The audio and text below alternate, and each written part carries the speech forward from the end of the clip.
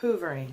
It's what a narcissist does when they want to suck you back into the relationship, right? But why sometimes does a narcissist not hoover? I've had more than one person ask me, why hasn't my narcissist hoovered me yet? That's what we're talking about today at queenbeing.com. Let's get started. My name is Angie Atkinson, and on this channel I offer free daily video coaching to help you discover, understand, and overcome narcissistic abuse in toxic relationships. I like to call it toxic relationship rehab. Sound good? If so, hit that subscribe button and let's get going. A lot of people are going to be going, why would you want to be hoovered by a narcissist? But I'm here to tell you, the fact of the matter is that it's human to want to be hoovered, because to be hoovered means that even though we know they're messed up people, even though we know they have issues and things are wrong with them, it means that they care enough about us to try to suck us back in, right? Well, kind of. What they really want from us is our supply, as we know. They don't really want us personally. They want what we do for them or what we can do for them, right? However, why wouldn't a narcissist hoover? Well, there are several reasons, and we're going to talk about those right now. Reason number one is because sometimes when someone isn't hoovering you, it's because you are a secondary supply to them in some way. What that means is that either there's another primary supply, another wife or husband or girlfriend or boyfriend, or that person doesn't consider you a primary person in their life. So if, say, it's a parent who doesn't hoover you back in, it's because they have probably been hanging out with another sibling or with another person who's sort of replaced you in their mind. Now, that brings me to number two. The second reason that a narcissist might not hoover you is because they're temporarily with a new supplier, because they've already found a new supply who is keeping them engaged at the moment. That doesn't mean they won't come back later, though, so be aware of that. Number three, you may have already been hoovered and just not be aware of it.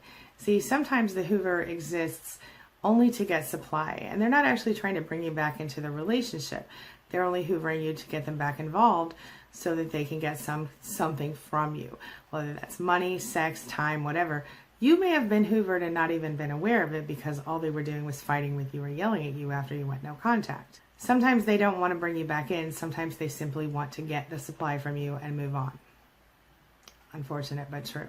If they want to resume the formal relationship, the official relationship with you, that's what we see as the hoover. But the hoover isn't always about the formal relationship.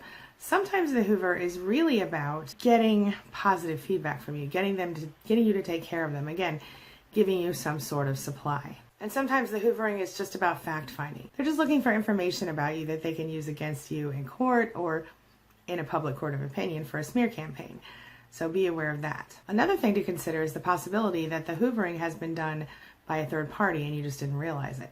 Maybe the narcissist mother, father, best friend, sibling, whatever, came to you and talked to you about the narcissist and somehow drew information from you, and that may have been their attempt at a hoover. The hoovering could have been about finding information about you for, like I said, a smear campaign or something like that. So the hoover may have come through a third party inadvertently, and you just may not have realized that was what was happening in that moment. There are a couple of other possibilities, one of which being it's possible that you haven't given the narcissist the opportunity to hoover, and if you haven't, good for you. Well, if you haven't because of no contact. If you've been contacting them constantly and trying to get in touch with them, they may be overwhelmed by your attempts to contact them, and therefore they may be avoiding you. So, not to offer any advice on getting hoovered, but if the situation changed and you were suddenly not contacting them, that could totally flip the whole deal for you.